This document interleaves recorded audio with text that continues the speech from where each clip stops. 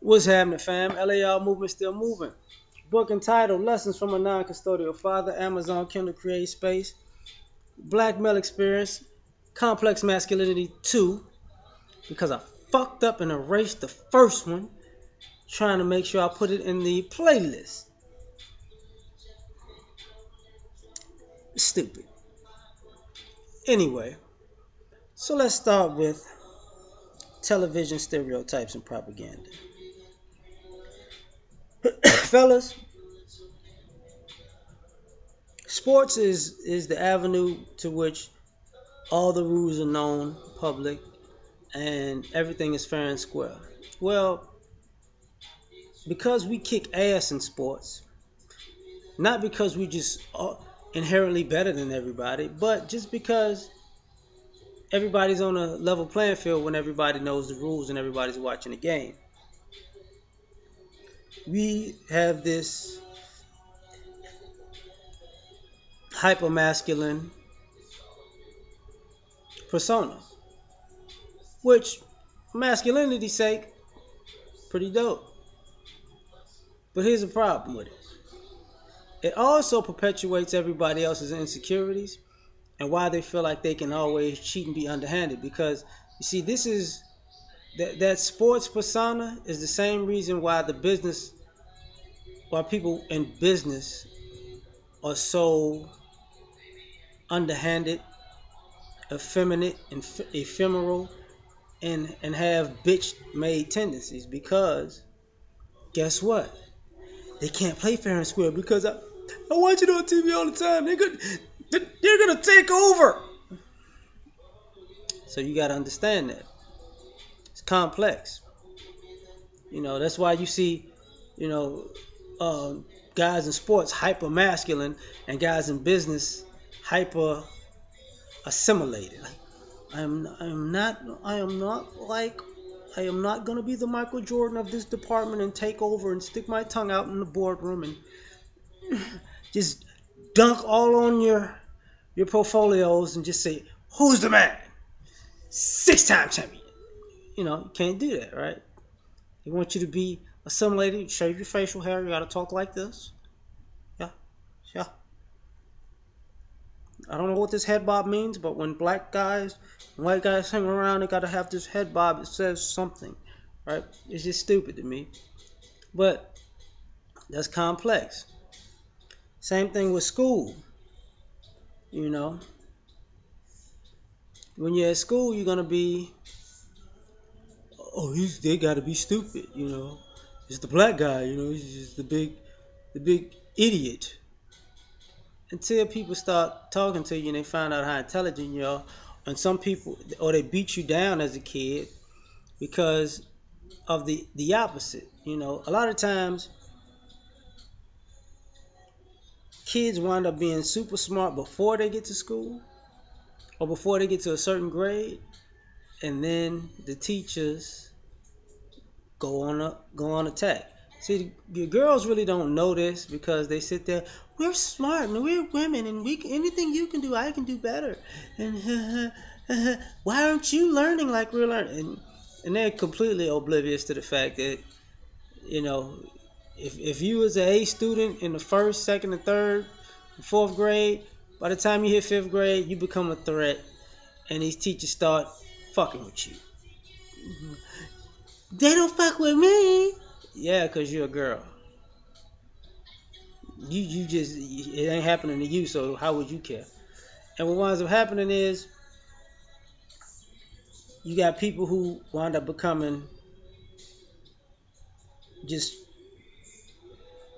who are idiots or who play into being idiots. Then you have smart kids who play dumb because they're not gonna, nothing's gonna happen if they show their intelligence, except for detention and the principal's office.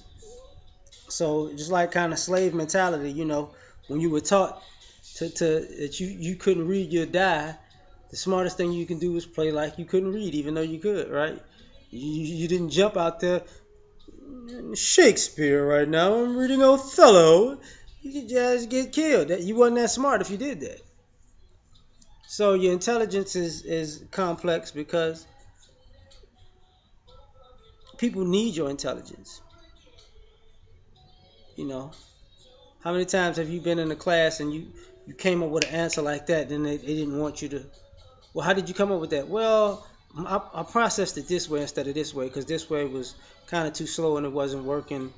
It wasn't as efficient, so I'm gonna do it this way. No, no, you can't do that. You have to follow our process all the time. There was no individual intellectual thought, so you're gonna have a problem with that in it.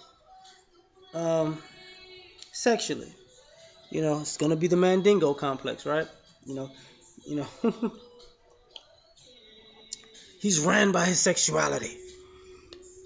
The black book is gonna ravish everyone. And the funny thing about, you know, that complex part of our masculinity is it's natural to be sexual. You know, what's gonna be unnatural is people are gonna use their sexuality against you. See, they're gonna want you. Why you think they have all these young white teachers constantly fucking teenagers, black teenagers, boys? You know, you're gonna have people like, oh, he's thirsty, he wants me, he wants me. But then they're gonna be trying to hit you up on the low. Just don't let anybody know it like this. So your sexuality is something you're gonna have to be disciplined about your sexuality and your dick, even sometimes at an early age when it's normal for everyone else.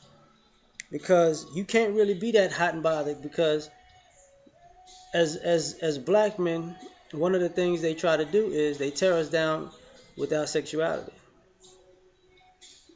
You know, he fucked the wrong person.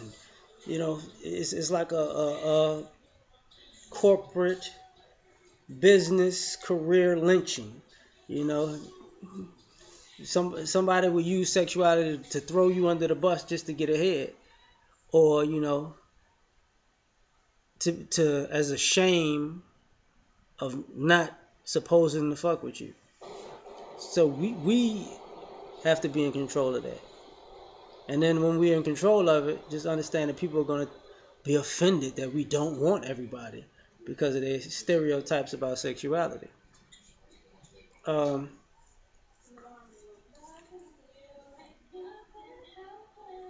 I think that goes with our productivity too. Our masculinity is funny because, like I said before, we're the magical Negro. Brothers get no credit for nothing, but everybody wants our help with everything. What are y'all doing? What are you doing? Well, what are you asking me to do for you? Oh, that don't count.